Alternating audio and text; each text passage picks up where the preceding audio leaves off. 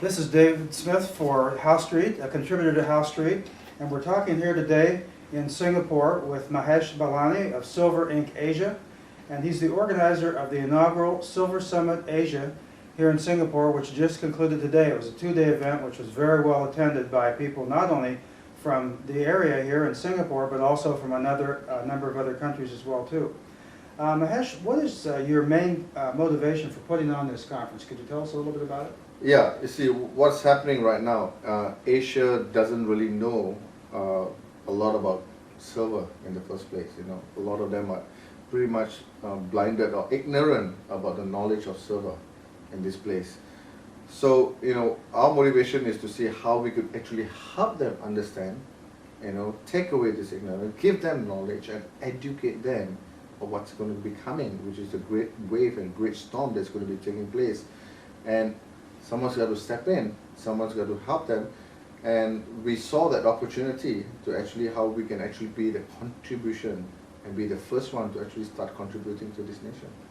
Now, you've been thinking about this for quite a while, I believe, because I think Yeah. last year you attended conferences in the United States to get a sense of what was going on there. Yes. And it sounds like your view is very similar to what David Morgan and Mike Maloney and others have been talking about Yes. the real potential for silver and gold, but especially silver, to move ahead in a large way over the next few years. Yes.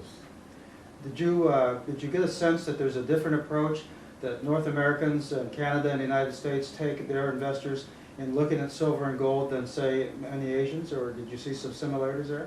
I think there are a lot of similarities. I mean, gold and silver is internationally known money in the first place. It is a lot similar to what they're doing, you know, exactly. I think the world is coming to the understanding that silver is outperforming gold for the last few years itself, and silver is growing because of the demand and supply itself. And thus being an industrial metal itself, you know, it is across the globe. You know, you need silver for everything. So it's across the globe that's happening. So even Asia needs to know. I think everybody coming to a same congruent point of time where history is repeating itself, you know, back to where we used to use gold and silver for trading. Well, you know, your conference was very well attended, and what really struck me, two things. First of all, the knowledge that the audience had whenever somebody mentioned something about one of our people like Bernanke and the Federal Reserve, or some particular act that had gone through, or some event that's happened in the United States or Canada, almost every hand went up. And so there's this tremendous knowledge there, and also the receptivity of the crowd. They were asking questions to further their own knowledge. And also another thing that struck me was the age of many of the participants in your conference. They were relatively young. Yeah. One of the amazing things that took place in this conference, it shocked us too. You know, we were bewildered by the whole aspect of it. And we look at the demographic of people who were signing up for this particular summit itself. It was from age 25 to 45, 50, and that's a really young crowd. And for them to know who is Bernanke and all that before this summit itself, we have been prepping up a lot by doing a lot of previews to help them understand why they should attend this summit. Okay, some of them got it from there. Some of them probably would have gone into the net to find out a little bit more. Singapore on its whole, they are very well knowledgeable because there are a lot of people who comes to Singapore to do a lot of talk in wealth and everything else. It's not a surprise in a certain way, but especially talking about the Federal Reserve and the currency issue and all, and they having a little bit of knowledge. I believe most of them like to do their homework before they come, because you know, some of the questions were even shocking when we had a Q&A, you know, where they want to know a lot more and how all these things can take place here. Yeah. And I believe several interviews took place over the last couple of days at your primary media outlet here in Singapore, Yes. which not only just reaches the 4.5 to 5 million Singaporeans, Yes. but also apparently very large numbers of Chinese on the mainland. Is that correct? Yes, that is absolutely correct. You see, you know, all along we were trying to get up onto the news itself, and normally the news will not entertain anyone who is doing a propaganda. But our approach is basically how gold and silver and the knowledge of it can actually benefit the nation. That is the key. It's not about the summit, not about the company, about the, you know, the product itself, the precious metal itself.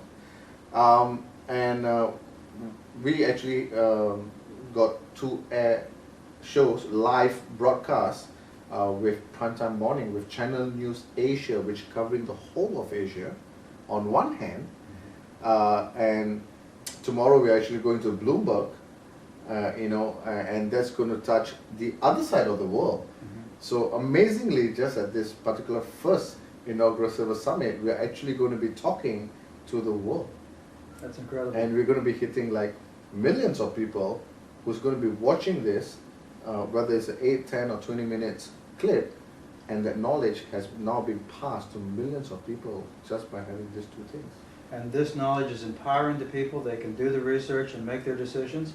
And if they decide to acquire gold and silver over time, it can help them to perhaps make a significant investment profit, and also give them independence and freedom, because they have what's known as honest money, Yes. which has been around for 4,000 or 5,000 years, Yes. a whole lot longer than paper has. You are right. And honest money has never gone to zero, but all the paper currency out there sooner or later has, right? Yes, yes.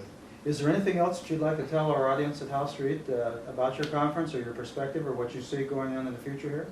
Yeah, see, what we have seen what's happening in North America, we have seen what's happening in Canada, we have been to the Silver Summit itself, and Asia is just picking up this. Really, we are really at the foot of this mountain. It's a big mountain, and Asia is huge. So imagine the magnitude. If many of them come to know about gold and silver, I believe the prices are going to rise up. You know, an interesting thing that's happening here in Singapore itself, you will see a lot of people coming from China and India to places like Singapore. A lot of people are moving from the villages to the city. Now, what are they looking for actually? They're actually looking for a Western lifestyle. In a Western lifestyle, because of the influence of the movie, you need a few things. You need cash, you need condo, you need mobile phones, credit cards, and all these things. And many of these things are made up of silver. Thus, as they're moving and they're pushing themselves forward from the village to the cities, it's also going to make a gigantic demand for silver in all the products that are going to be used. So it's going to be huge. In fact, Asia, once it wakes up, it's going to be huge. In fact, China is rushing for gold right now, as I'm speaking. They're just moving and rushing for gold. But hey, silver is coming up. People are learning the knowledge. They're getting into the thing. And where we are right now in Singapore is the financial hub of Asia itself. And this is going to continue. It is just the first summit, and I believe it's going to be more summits that are coming up. And well, if you would like to join us here and see what's happening in Asia, feel free to come on. Very good, and I want to thank you, Mahesh, for speaking with us today, and as a contributor to House Street. I'd like people to look into the story here in China. I think it's just going to get bigger and bigger as time goes on, and you folks are kind of in the forefront of that big wave that's taking place in Asia. So thank you very much for your time. Thank you very much. It's a pleasure. All Thank right. you.